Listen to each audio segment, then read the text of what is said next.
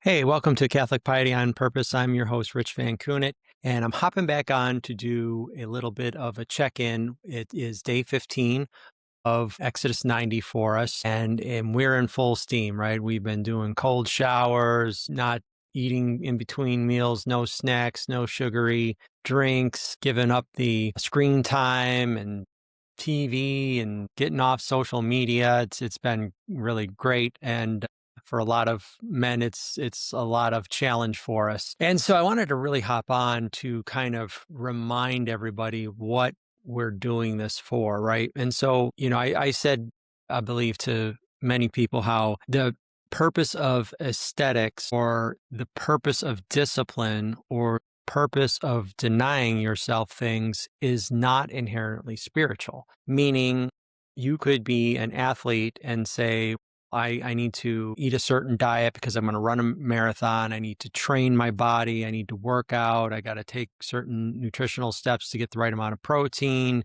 build up the endurance. And everybody's going to be like, wow, that's great. I wish I could do that, man. I hope you do good on your marathon. But then if we say that same thing, as Paul says, we train ourselves, right?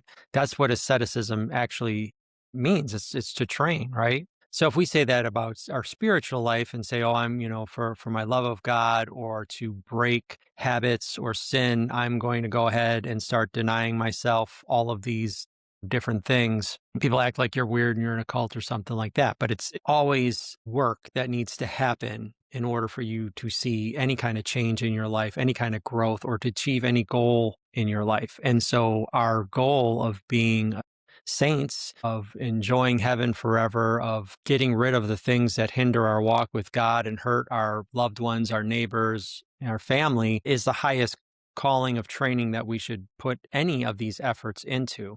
So when men start in on this, they know that they have something, right, that they want to break free of. There's some Pharaoh, is what the analogy that Exodus likes to use, that's holding them back, right? Something that's keeping them in the land of Egypt and not breaking free so that they could be delivered and go worship God in the desert, as the scriptures say. So we get into it. And the first thing we're asked to do is to write our why. Why are you doing this? Because it's not going to take too long. It's not going to take too many showers and cold showers until you're like, this is wacky. This is rough. Who's this Jamie Baxter? Who is he to tell me what I can and can't do? I'm a grown man, and I'm gonna have some sweets right now. And so, like anything else, you have to go back over and over again as to why.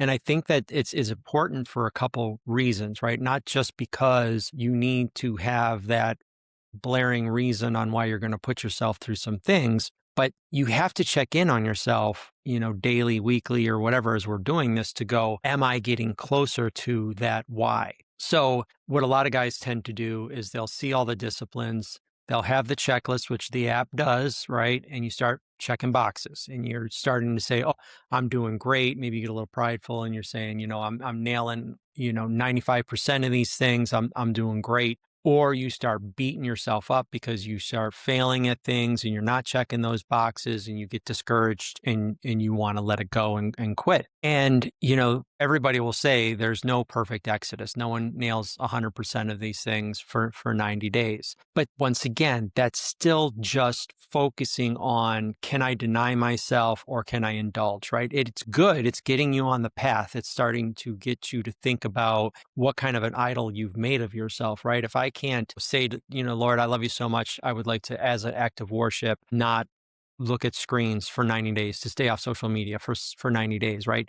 When you get on it, it's like you have to ask yourself, it's like, well, do I not love God enough that I can't deny myself one little thing?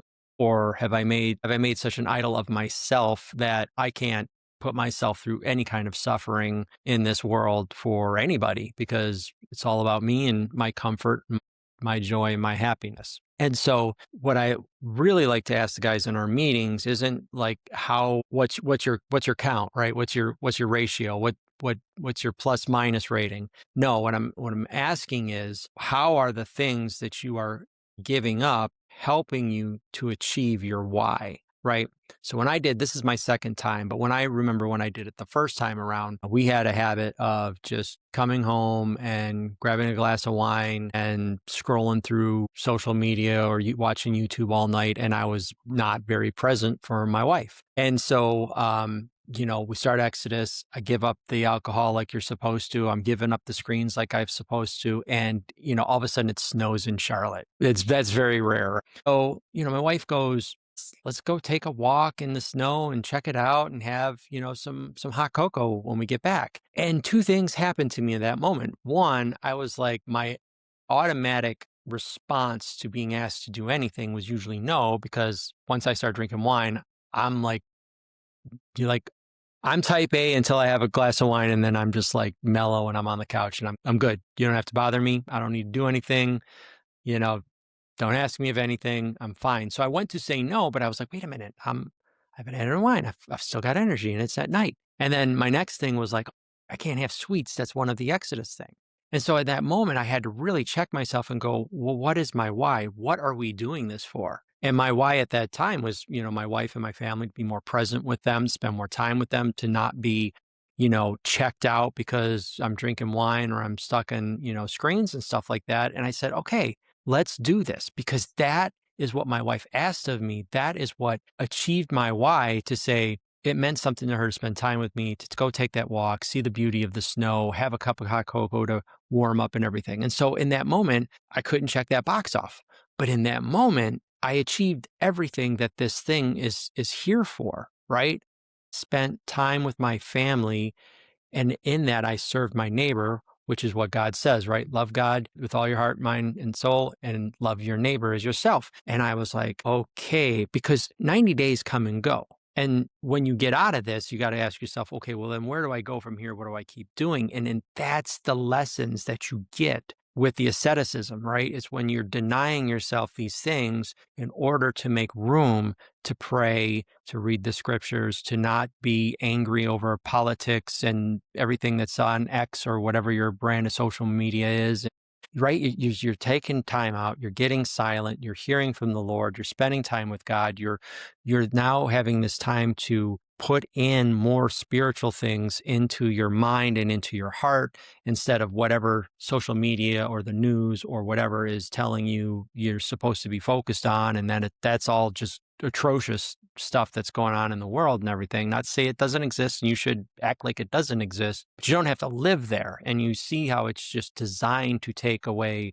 all of your focus and your energy and your emotion, and just, lather you up into something else. So yeah, it's like after those 90 days are done and we're living our life, it's like, okay, don't go back to those things. See what it took from you. See what your habits took from you. See what your attachments and your sin, or like I said, there's nothing sinful about snacking in between meals, but and I was like this, right? I lost my gallbladder. I've got a lot of gastro issues because of the way I ate, the way I drank, and I'm healing right now from it, right?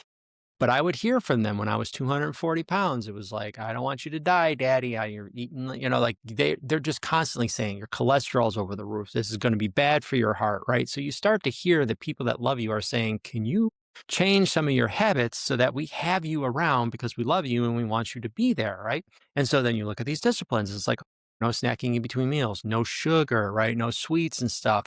Work out 3 times a week. You might fix your health over something that you're just thinking, this is some rule that why did I join this stupid thing? And there's physical, spiritual, lasting benefits to giving it all to this. And then once again, it's not like, okay, now I'm 193, we're cool. It's like, well, what am I doing with that energy? What am I doing with that, money that I'm not eating out on all the time? That's the next step, right? What do we do to be closer to God and serve our neighbor due to the things that benefit from these disciplines? So yeah, that's where we are. I just wanted to hop in. I don't want to make it too long. It gets rougher, and then sometimes things get a little easier on you, but all the men that are doing this right now, I encourage you, don't give up. Keep your eyes on the prize, keep your eyes on Christ, keep your eyes on the people that you love and are going to benefit from all these things that you're putting into practice. And I'm telling you, it's worth it in the long run. This is my second time around. I wouldn't have done it twice if it wasn't worth something. And it was just, let's just beat ourselves up for the sake of beating ourselves up. So may God be glorified in all that we do. And I pray that God blesses you through your Exodus 90 journey. See you on the next one.